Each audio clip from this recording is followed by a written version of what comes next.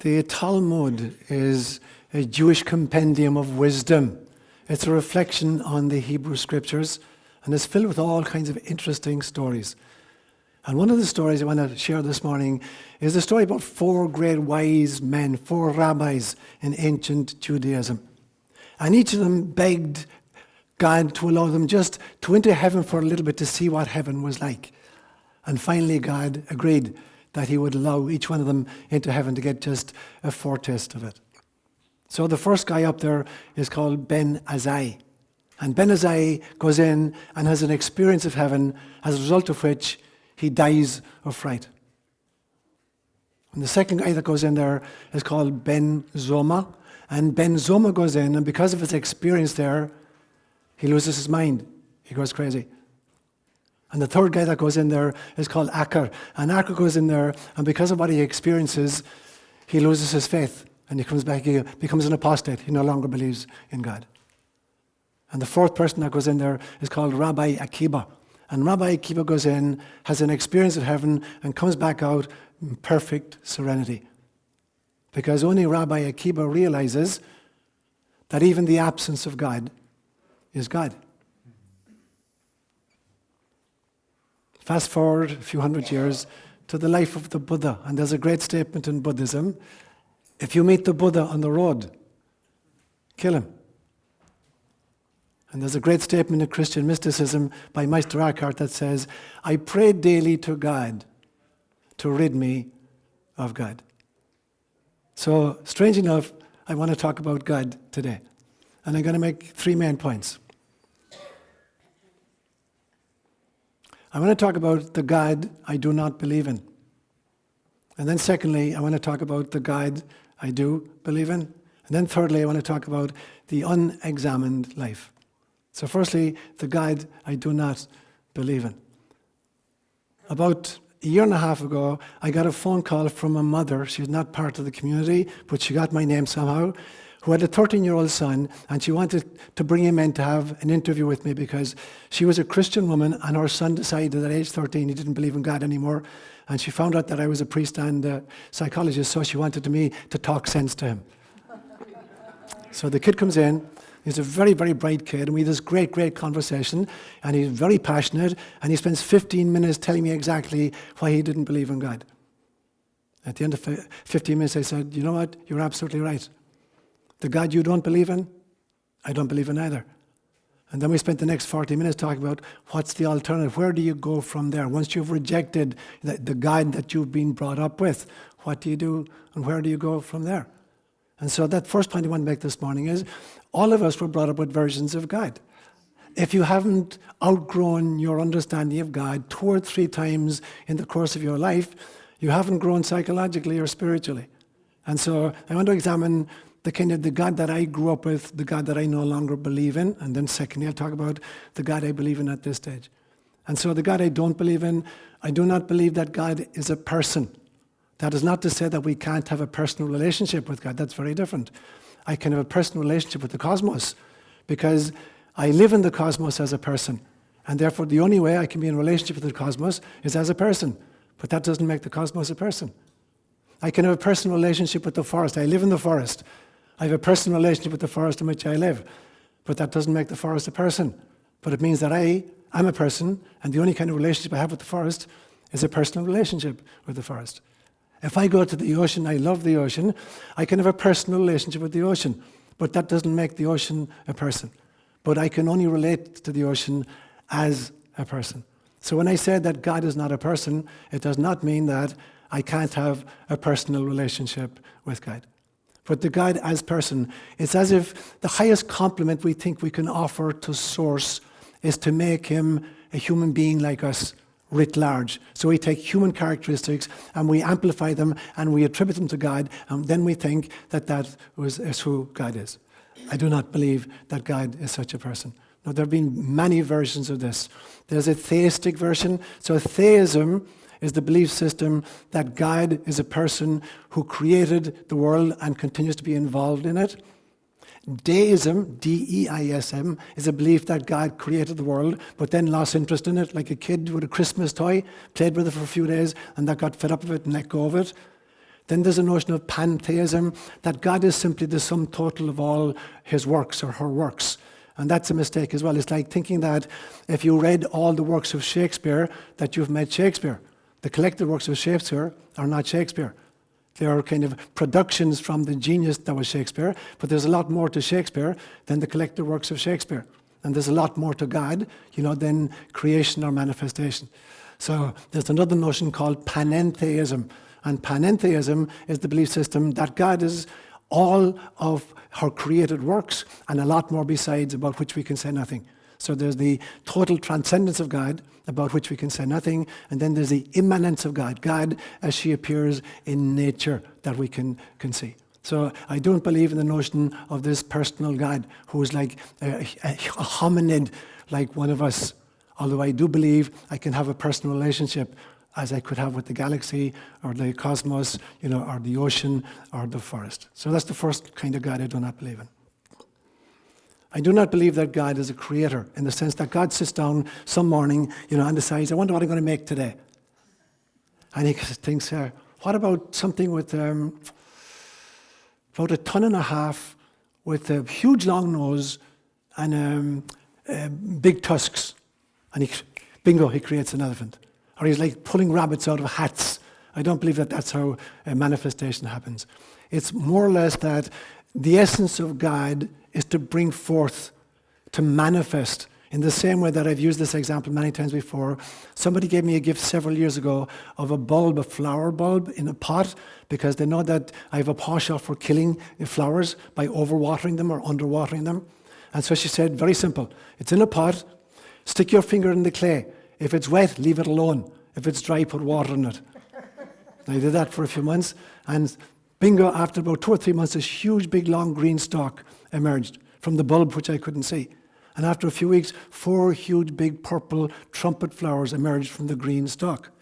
So it's not that the bulb was creating the stalk or the stalk was creating the flowers. It was that the essence of the bulb was to manifest as stalk and flowers. It's the essence. That's how God manifests. So I don't believe in a God who, in a creatio ex nihilo, that God sits down in a laboratory every morning and decides to create something new from nothing. I believe rather with Plotinus in emanatio ab Deo, that things emanate from the isness of God, that the essence of God is creativity, so things burgeon forth from God. So it's very different from creator. I do not believe in a partisan God. I can't believe for the life of me that of all the universes that exist out there, and according to quantum mechanical theory, there are 10 to the power of 27 brand new universes created every second for every cubic centimeter of 11-dimensional mathematical space. It's a lot of universes. To think that God has a love affair with this one universe, and that in this one universe, she has a predilection for the Milky Way galaxy. She loves this Milky Way galaxy over the other 200 billion galaxies in this little cosmos of ours. And in that galaxy, that she really, really, really loves our solar system more than any other solar system. And in our solar system, she really has a love affair with one planet in the system called planet Earth. And in this planet, she has a real love favorite for one particular tribe or one particular religion. The notion that God is partisan in that fashion. And every group has claimed that God loves them more than loves others. Johanna Tessara gave me a gift a few weeks ago that said, where's Johanna? She's hiding someplace. She's here. It says, Jesus loves you, but I'm his favorite. So that's how we act. Very, very often that's how we act. The Japanese culture is totally convinced that they're the progeny of the sun god and that God loves them more than any other tribe on planet Earth. Judaism believed that they were God's chosen people. Christianity believes that there's only salvation in the name of Jesus. Roman Catholicism says, extra ecclesiam nulla est salus. Outside the Catholic Church, there is no salvation. The Maasai of Kenya believe that God created all of the cattle of the world for them. And it's their God-given duty to repatriate the cattle. So they go and they take the cattle back from people, who've stolen their cattle, years ago. And of course, the truth is, God only loves one nation more than anybody else, and that's the Irish. So we all think we're special. We all think God is this kind of partisan God. Now, of course, God is not that. I do not believe in God who is a micromanager, that God is actually watching every boxing match and says, I'm going to be in favor of the guy in the red trunks. And at the end of it, the guy comes out and they say to him, to what do you attribute your great victory today? Well, God did it. Thank you, Jesus. Like Jesus said, yeah, get him. Go get him. Hit him. Right. Watch his uppercut. Yeah. That God is sitting in the corner of every boxing match or every football game and is choosing sides in it. This kind of micro-managing God. I don't believe in that for a moment. Nor do I believe in a God who's a lawmaker or a lawgiver. That God is up there sitting, figuring out ways of making life more and more difficult for us and putting more and more statutes on the law books and then enforcing them and punishing them when we break them. I do not believe that is God. So none of these gods make any kind of sense to me. This is a caricature that has been created by fundamentalist religion. The problem is this. The caricature God that has been created by fundamentalist religion is being demolished by fundamentalist science. So we're jumping out of the frying pan into the fire. When we abandon a fundamentalist notion of God and jump into science, if we jump into a fundamentalist version of science, we're literally jumping into the fire out of the frying pan. So if we think that a fundamentalist religion is bad for humanity, and it has been bad for humanity, it's led to all kinds of wars, crusades, inquisitions. But I guarantee you, when you read your history books, fundamentalist science, atheistic, materialistic science has killed more human beings in 2 centuries than all of the religious wars in human history has. And we continue to do it. We're polluting our air through fundamentalist science. We're polluting our soil. We're polluting our water. We're polluting our foods. And we're leaving the planet desiccated. So if we're jumping out of the arms of fundamentalist religion into fundamentalist science, we're going straight from the frying pan into the fire. None of these are the answers. So we have to be really, really careful when we're abandoning one thing. What are we embracing? Science has become the new religion, in a sense, and it's got all the trappings of the old religion. There are saints in this new system. We call them the Nobel laureates. There's a Bible in this new system. We call it, peer-reviewed journals. There's a liturgy in this new religious system. It's called double-blind, randomized, controlled experimentation. There's excommunication in this new religion. People who think outside the box are excommunicated. We've got all the trappings of the same religions, and they're doing all the same devastation. They're making all the same promises that fundamentalist religion made, that they're going to be our savior. And they leave us on a world teetering on the brinks of extinction. Now, I'm not saying that there isn't real science. There is. And there is real spirituality. There is. And so it's a question of embracing real spirituality and real science and letting go of fundamentalist versions of both of them. So there's the God in whom I do not believe. So then, who is the God that I do believe in? I'm totally convinced that the source of all that is, the transcendent essence of all that is, doesn't interfere in human affairs. That souls make what I've called preconception contracts with each other. That groups of souls move from lifetime to lifetime with each other, and they create dramas which afford every single soul the opportunity of learning how to love unconditionally. That's their function. It has nothing got to do with God. God is not sitting up there planning lifetimes for you or putting obstacles in your path or creating kind of trials to test you. God is not involved whatsoever in any of that situation. Souls get together and they create scenarios and dramas which afford them the opportunity of really growing and really learning. We come down here voluntarily. We come down here because in the between life state, where there is no pain and there is no suffering, we can only grow to a certain extent. Until you're limited in some fashion or you experience some kind of discomfort or distress, you're not going to push outside the boundaries of how you're able to love. If you haven't experienced pain, you can't grow in love. And so we volunteer to come into difficult circumstances where we will experience pain in order to push through and learn how to love in spite of, or maybe even because of the pain.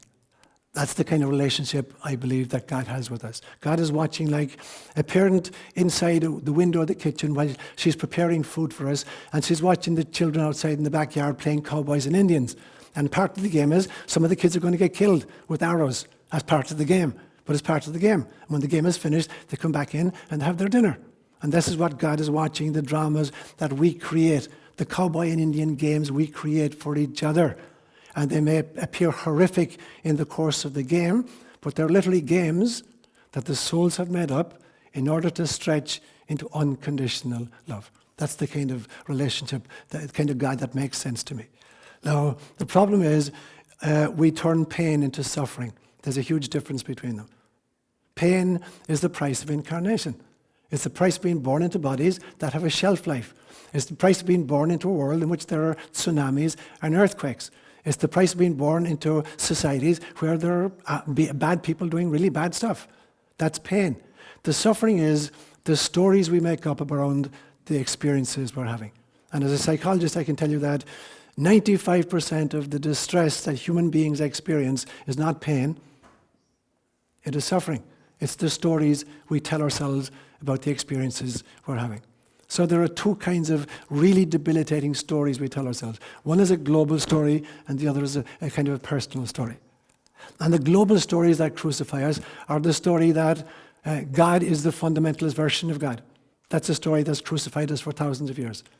And the other debilitating story we tell ourselves globally is that there is no God. You know, we've created a God-shaped hole in the human psyche that weapons of mass destruction have rushed in order to fill the void. That's the global story that crucifies us. And the personal stories that crucify us, I believe, are the notion it's not fair, or why me? These are the personal versions of the story that crucify us. So there are energizing versions of the story which counteract these. There's a global version of the energizing story, and the global version is that, you know, the God of fundamentalist religion is not real. There's a totally different God there. And the God that's been demolished by fundamentalist religion is not being demolished because he does not exist. It's a totally different kind of God that exists. And on a personal level, the energizing stories we tell ourselves are, you know, life is not about fairness. Life is about love. It's not about coming into a situation where everything is just and legal and lawful.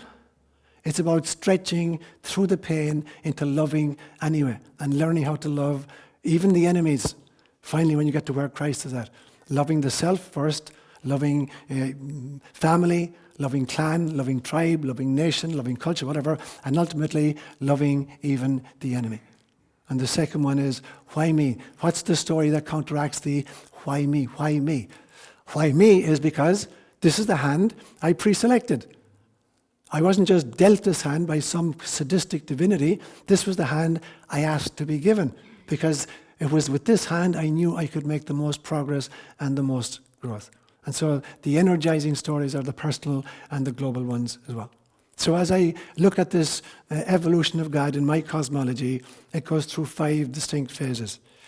When I look way back in human history, I see that as soon as we developed language and the ability to think symbolically, we began to wrestle with the great existential issues. You know, is there life after death? Why do bad things happen to good people? We began to wrestle with these. And so we invented a God. And we began to talk about these gods whom we invented. So the first stage of human, wrestling with existential questions resulted in a pluriformity of divinities about whom we said lots of things. So the first stage is theology. Theology is talking about the gods. That was the first stage of human evolution. The second stage came, I call it the era of the priests. And now, instead of just talking about the gods, we're attempting to speak with the gods. Through sacrifice or through ceremony or through prayer, we're identifying ways in which we can actually address the gods and speak to the gods. So this would be the second phase. The third phase I call the era of the prophets. And now instead of speaking about the gods or speaking to the gods, there are people who are purporting to speak on behalf of the gods. The prophets of Israel or the prophets of any other system or the shamans of Siberia, that they're speaking on behalf of God, to human beings. There's a fourth stage, I call it the era of the mystics. And it is the era when we're speaking not just about the gods, not to the gods, not on behalf of the gods, but as God. That every single one of us realizes, I am simply God in drag. I'm another version of the way in which God is experiencing herself in her immanence. And so every single one of us, when we go really deeply inside, we're realizing we speak as God, not on behalf of God, not to God, or not, about God, but as God. And the fifth stage is the one I think we're headed for. And this is the non-dual mystic. So whereas the theologians speak about God, and the priests are speaking to God, and the prophets are speaking about God, and the mystics are speaking as God, the non-dual mystics aren't saying anything. Because language is totally inadequate. You can experience that level of the divine, but you can't articulate it. And so that is the kind of God that makes sense to me. Which brings me to my final point then, the unexamined life. This is a phrase that Socrates, who flourished about 400 years before Jesus, said. At one stage he said, the unexamined life is not worth living. The unexamined life is not worth living. Now, whether we choose to believe it or not, every single one of us has a belief system.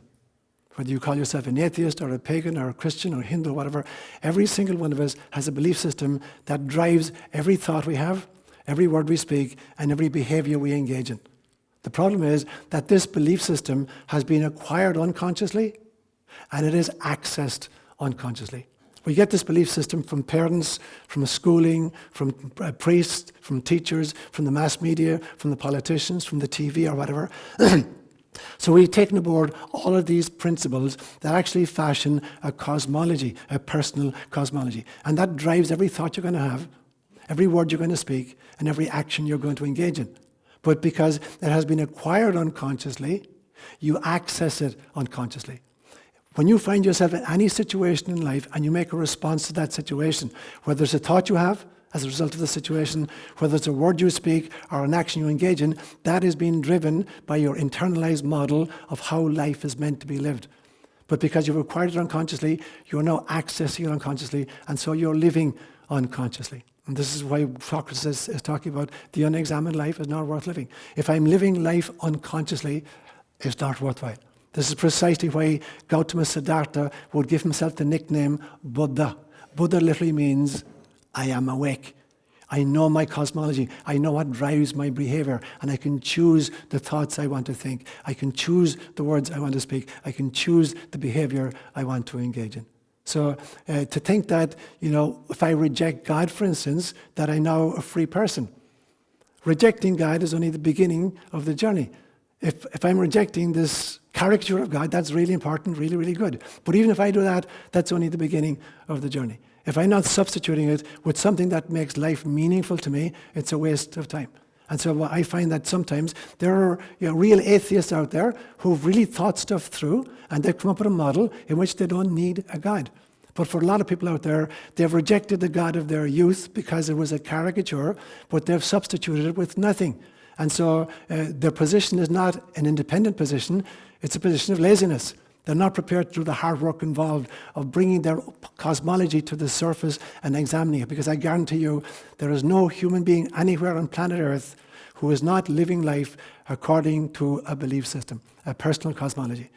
But the vast bulk of us are living it according to an unconsciously acquired and an unconsciously accessed cosmology. But we're operating according to a cosmology. And if I reject one kind of belief system and I don't substitute with something else, I'm living unconsciously from all the other stuff that I've acquired. So it becomes really important to make a science of spirituality. And there is a science to spirituality as much as there's a real science as distinct from a fundamentalist kind of science. And here's what it looks like.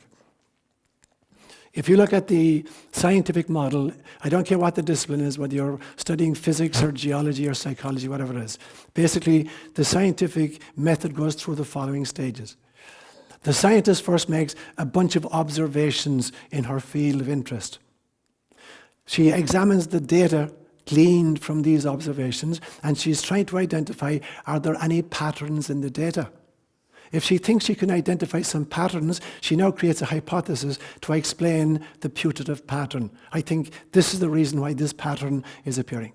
Stage 4 is she now has to subject it to an experimental, controlled, double-blind, randomized study. And if it proves to be true that her hypothesis was correct, she now has to have it replicated in 2 or 3 other laboratories to make sure it just wasn't a statistical aberration or a fluke of some kind. If 5 or 6 other scientists come to the same conclusions, now you've established the scientific principle in the field. You put a bunch of principles together and you've got a scientific model of the discipline. But at some stage, new anomalous data are going to present themselves. And the old model is going to have to be tweaked a little bit to accommodate the new anomalous data. But at some stage, so much new anomalous data come in that the old model is radically inadequate. It can no longer contain, no matter how badly you tweak it, it can't do the job. And you have to dismantle the old model and erect a brand new model that can accommodate all of the old data and all of the new data as well. And that happened twice in the 20th century. It happened with relativity theory, and it happened with quantum mechanics, where the old Newtonian model could not explain microcosmic phenomena or subatomic particles. So we had to totally revamp our scientific understanding. Now, the same thing has to happen in the spiritual life. If you're serious about your earth journey, there has to be a science to your spirituality. You can't just abandon an old theory and not replace it with something else. So we have to go through the same stages. You have to be awake to make observations. When I do this, this is what happens. When I think this, here's what occurs. When I speak these kinds of words, this is the result. So I look at my own actions, behavior, thoughts, and words, and I begin to make inferences from it. So I'm now making a whole bunch of observations as a result of my own lifestyle. Now I have to try to identify what are the patterns, what are the causal connections between results, and what came before the results. I have to come up with some kind of a cosmology then that explains this to myself, but I have to check it out with other people. Other people who are doing the same thing. How do you find, what kind of connections are you identifying?